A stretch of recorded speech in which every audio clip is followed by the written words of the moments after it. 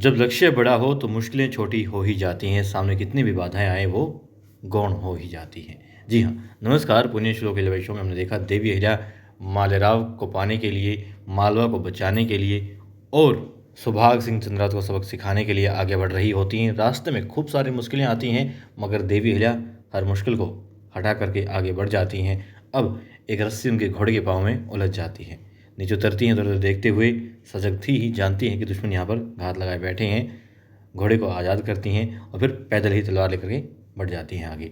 अब धीरे-धीरे जो चंद्रावत की सेना होती है वो चारों तरफ देवराव को घेर लेती हैं। अब चंद्रावत कहाँ होता है, वो होता है मालेराव के पास में और मालेराव को परेशान कर रहा होता है।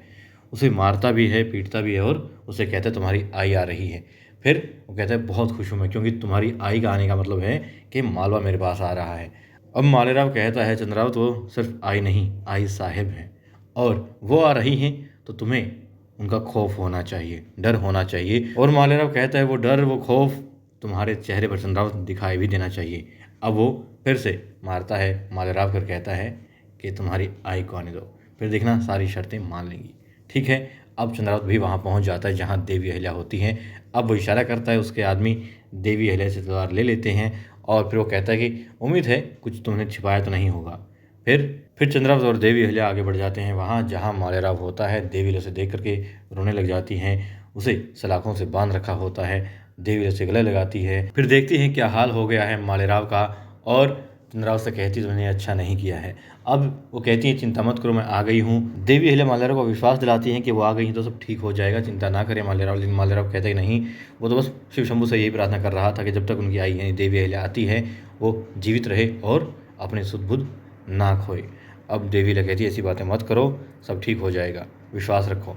और वो चंद्रावत कहते हैं कि अहिल्या मेरा विश्वास मत करना जब तक कि मेरी सारी शर्तें पूरी नहीं हो जाती हैं। अब देवी अहिल्या उससे कहती हैं कि सबसे पहले तो मालेराव को आज़ाद करो, इसकी सलाखों को खोलो। अब वो खोल देता है और अब देवी अहिल्या वार करती है इस चंद्रावत पर। वो कहते हैं धोखा, धोखा हुआ है। सिपाहियों को आवाज़ लगाता है, सिपाहियों जल्दी आओ, जल्दी आओ, हमारे साथ धोखा हुआ है। और वहाँ देवी अहिल्या की जो सेना होती है अपना काम कर रही होती है।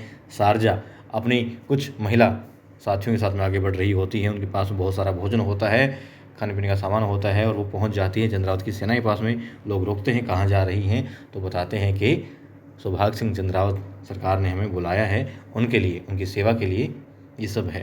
तो कहते हैं उन्होंने कहा था ना कि जब तक वो हमारे गांव में है तो किसी भी तरह की कमी उन्हें नहीं होनी चाहिए। वो कहती हैं उनको पूरा ख्याल रखना होगा। अच्छा ख्याल रखना है, ठीक है। फिर पूछती हैं कहाँ हैं चंद्रावत जी, तो बताते हैं कि उस तंबू के पीछे हैं लेकिन थोड़ा व्यस्त हैं, तब तक हमें व्यस्त कर दो। कहती है अच्छा बड़े नटखट हैं आप तो, ठीक है। उन सबको कहते हैं हमें थोड़ा मेवा खिला दो। अब वो मेवा उनको खिलाती हैं सारी मिल करके, अपने थोड़े नखरे लटके झटके दिखा करके।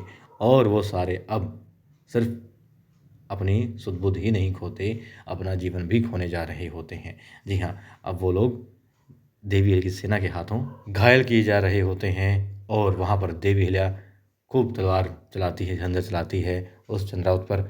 अब उसके साथी भी आ जाते हैं। देवी अहिल्या एक एक करके उनको भी सबको गिरा दी हैं। अब मालेराव को कहती रहती हैं बीच बीच में उठो मालेराव, उठो मालेराव, मगर मालेराव हिम्मत नहीं जुटा पा रहा होता है। खड़ा हो जाता है एक बार तो खैर वो लगा था कि हाँ कुछ करेगा, क्योंकि देवी अहिल्या जब तलवार बढ़ी तो उसने तलवार को रोका, मगर देवी अहिल्या ने उस हाथ को काटा जिसके हाथ में तलवार थी।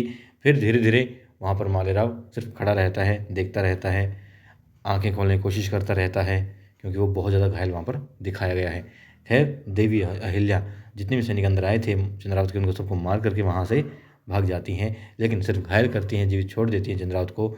और चंद्रावत अब अपने साथी के पास पहुँचता है और कहता है हमारे साथ धोखा हुआ है, तुम यहाँ पर जश्न मना रहे हो, युद्ध की तैयारी करो, चलो रणभूमि में चलो। अब वो लोग रणभूमि की ओर बढ़ जाते हैं और देवी अहिल्या शारजा के पास पहुँच जाती है और उनसे कहती चलो यहाँ से आगे बढ़ो जल्दी। अब सब लोग वहाँ से निकल जाते हैं, लेकिन चंद्रावत आगे पहुँच जाता है, जो हम आने वाले एपिसोड में देखेंगे।